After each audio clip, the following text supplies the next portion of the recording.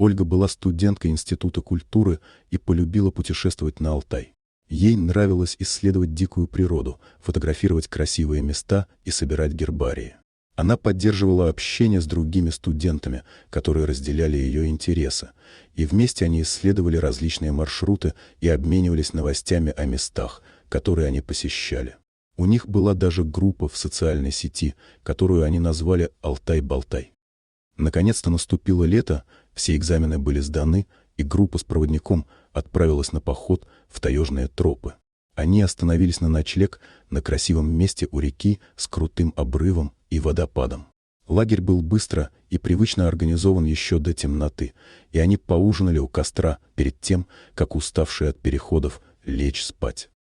Ольга решила встать на рассвете.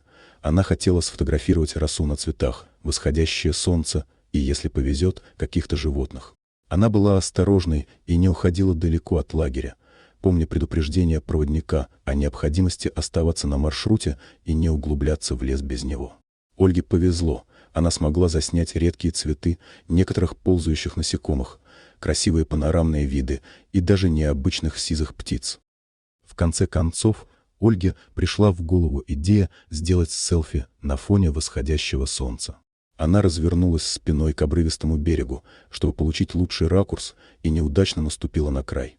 Камни сорвались и оказались в водопаде, а Оля потеряла равновесие и упала. В отчаянных попытках вернуть равновесие она отклонилась назад и скатилась по каменистому берегу от коленок до подбородка.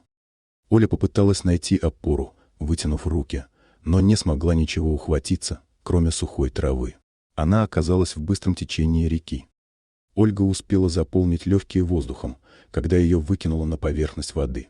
Она была одета в специальный термокостюм, который позволял ей плавать и не задерживаться на ветках в течении.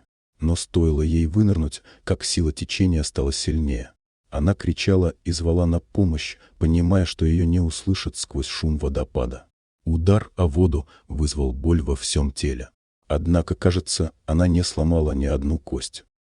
Оля, девушка с опытом пребывания в природе, оказалась в опасной ситуации, когда ее напал медведь и тащил по течению реки.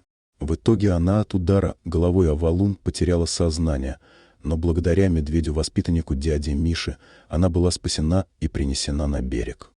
Придя в себя, Оля обнаружила себя около костра с ранами и ссадинами. Тут же возникают вопросы у нее.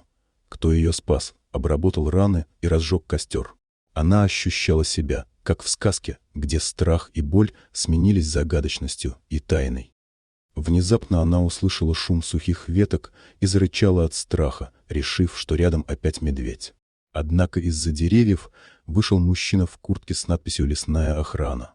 Оказалось, что его зовут дядя Миша, он является местным егерем-обходчиком. Дядя Миша рассказал, что медведь, известный как Зефирка, является его воспитанником.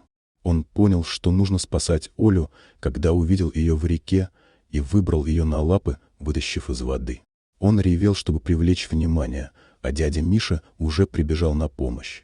Теперь Оля понимала, почему медведь не причинил ей вред после удара головой о камень. Оля начала задавать дяде Мише вопросы. Почему ее не съел медведь? Почему она не утонула? Дядя Миша объяснил Оле, что речка на самом деле не глубокая, но очень буреломная, поэтому Оля, скорее всего, наколотилась синяков и ссадин во время спуска по течению. Позже, когда Оля переоделась в сухую одежду, они отправились к ребятам в лагерь. Дядя Миша знал короткую тропинку через тайгу, чтобы быстро добраться до водопада, где находился лагерь. При возвращении в лагерь ребята подшучивали над Олей, что ее даже в лесу нельзя отпускать без охраны. Однако, видя серьезные ссадины на ее лице, они замолчали. Все собрались вокруг стола, и Оля поделилась своей необычной историей спасения, которую слушали внимательно и без перебивания. Один из парней сравнил происшедшее с сказкой «Маша и медведь», после чего начался спор о том, реальна ли такая история. Дорогие друзья, если вам понравилось видео, поставьте лайк, а также подписывайтесь на канал, где наши авторские истории выходят каждый день.